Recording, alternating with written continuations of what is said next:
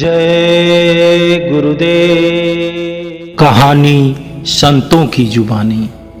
एक पेड़ दो मालिक। अकबर बादशाह दरबार लगाकर बैठे थे। तभी राघव और केशव नाम के दो व्यक्ति अपने घर के पास स्थित आम के पेड़ का मामला लेकर आए। दोनों व्यक्तियों का कहना था कि वे आम का पेड़ के असली मालिक हैं और दूसरा व्यक्ति झूठ बोल रहा था। चूंकि आम का पेड़ फलों से लदा है, इसलिए दोनों उससे आकर्षित हुए थे और चाहते थे कि इसका दावा हमें पेश करके इसको अपना लिया जाए।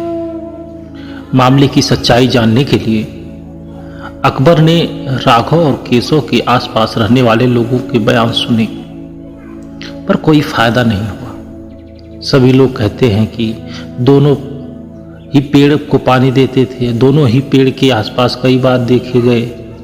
पेड़ की निगरानी करने वाले चौकीदार के बयान से साफ साफ हुआ कि पेड़ का असली मालिक राघव है कि केशव, क्योंकि राघव और केशव दोनों ही पेड़ की रखवाली करने के लिए चौकीदार को पैसे देते थे।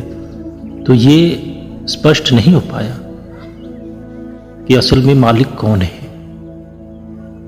अंत में अकबर जब थक गए तो अपने चतुर सलाहकार बीरबल को सहायता लेने की सोची। बीरबल तुरंत ही मामले की जड़ पकड़ लेते हैं, पर उन्हें सबूत के साथ मामला साबित करना होता है कि कौन पक्ष सही है और कौन झूठ। इसलिए वह एक नाटक रचते हैं। बीरबल आम के पेड़ की चौकीदारी करने वाले चौकीदार को एक रात अपने पास रोक लेते हैं। उसके बाद बीरबल उसी रात को अपने दो भरोसेमंद व्यक्तियों को अलग अलग राघव और केशव के घर झूठे समाचार के साथ भेजते थे और समाचार देने के बाद छुपकर घर में होने वाली बातचीत को सुनते हैं। केशव के घर पहुंचा व्यक्ति बताता है कि आम के पेड़ के पास कुछ अज्ञात व्यक्ति पके हुए आम चुराने की फिराक में।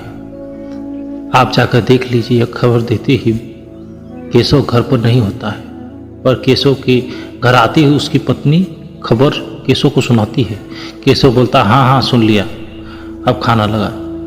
वैसे भी बादशाह के दरबार में अभी फैसला होना बाकी है, पता नहीं हमें मिलेगा कि नहीं, और खाली पेट चोरों से लड़ने की ताकत कहाँ से आएगी।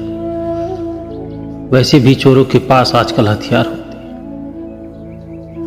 आदेश के अनुसार झूठा समाचार पहुंचाने वाला व्यक्ति केशव की यह बात सुनकर बीरबल को बता देता है।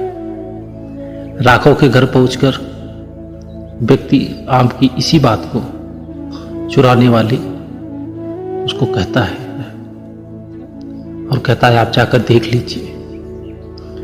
यह खबर देते वक्त राघव भी अपने घर पर होता तो नहीं है, पर राघव के घर आते ही उसकी पत्नी यह खबर जब सुनाती है तो राघव आओ ताओ कुछ नहीं देखता है, फौरन लाठी उठाता है और पेड़ की ओर भागता है।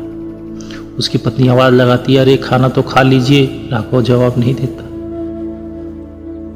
फिर कहती है, खाना तो खा लीजिए। तो राघव जवाब देता है कि खाना भागा नहीं जाएगा, पर आम के पेड़ से आम चोरी हो गए तो वापस नहीं आएंगे।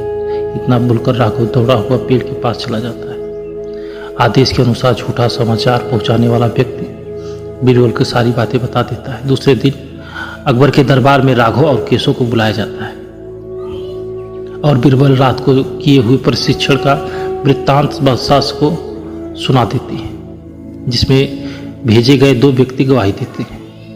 अकबर राघव को आम के पेड़ का मालिक घोषित करते हैं और केशव को पेड़ पर झूठे दावा करने के कड़ा दंड देते हैं। तब मामले की बुद्धिपूर्वक चतुराई से सुलझाने के लिए बीरबल की प्रशंसा होती है।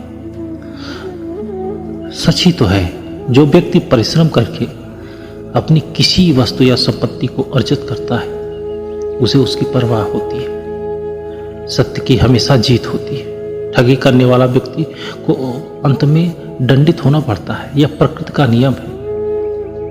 उस मालिक ने जो आपको दिया है उसमें संतोष करना चाहिए। किसी के धन पर आकर्षित होकर उसे अपनाने की कोशिश नहीं करनी चाहिए। यह प्रयत्न विफल हो सकता है। विफल का अंत बहुत दर्दनाक होता है। चीज़ें बहुत कठिन हो जाती हैं। फिर जो मिलता है वो भाग्य नहीं, हमारा प्रारब्ध होता है। जय गुरुदेव।